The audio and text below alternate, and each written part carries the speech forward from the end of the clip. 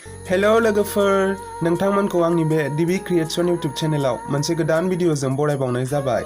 दिनै आं बे भिडिअनि गेजेरजों नोंथांमोननो फोरमायनो सानदों जोंनि बर'नि सासे जाखांफुनाय भेरि टेलेन्टेड एक्ट्रेस अनसुमै बर'नि सोमोन्दै। बिथाङा दिनैसिम मोनबेसे फिल्म्सफोर मावबोखो आरो सोर सोरनि प्रडाक्शनाव आरो सोर सोर को-एक्टरफोरजों जयै मावबोखो बेफोरनि सोमोन्दै फोरमायगोन। नोंथांमोना भिडिअखौ स्किप खालामाजासे मोजाङै नायलांबानो जाबाय। थ'दो बिदिब्ला गोबाव खालामाजासे भिडिअखौ स्टार्ट खालामनोसै। बिथांनि आबुं मुङानो जादों अनसुमै बर'। बिथाङा सासे बड' एक्ट्रेस आरो बिथाङा बाक्सा डिस्ट्रिक्टनिफ्राय आरो बिथांनि डेट अफ बार्थखौ मिथिनाय जायाखै। बिथाङा गरेस्वर कलेजाव फरायोमोन।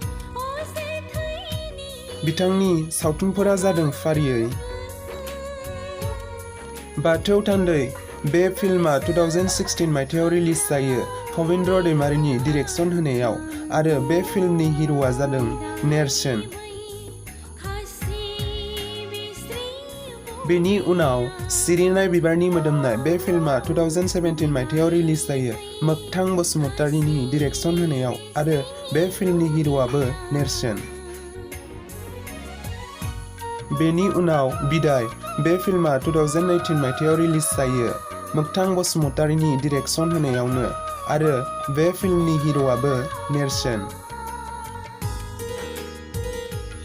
आरो बेनि उनाव गोथै सह बे फिल्मा 2019 मायथाइयाव रिलिज जायो सन्तोष बसुमतारीनि डिरेक्शन होनायाव आरो बे फिल्मनि हिर'आ जादों मोगथां। बेनि उनाव रान्दिनि मोदै बे फिल्माबो 2019 मायथाइयाव रिलिज जायो मोगथां बसुमतारीनि डिरेक्शन होनायाव आरो बे फिल्मनि हिर'आ जादों राजिब ब्रह्म। आरो बिथांनि आपकामिं फिल्मा जादों गोदान रादाय सपन कुमार ब्रह्मनि डिरेक्शन होनायाव आरो बे फिल्मनि हिर'आ जादों अटिजि दैमारि। नोंथांमोनहा आंनि बे भिडिअखौ नायनानै मोजां मोनदोंब्ला अन्नानै भिडिअखौ लाइक, कमेन्ट, शेयार आरो चेनेलखौबो साबस्क्राइब खालामनानै हो आरो सेराव थानाय बेल आइकनखौबो थुनानै होनो दाबाव जाहाथे आंनि गोदान गोदान भिडिअसफोरनि आपडेट्सफोरा नोंथांनिसिम सौहैयो।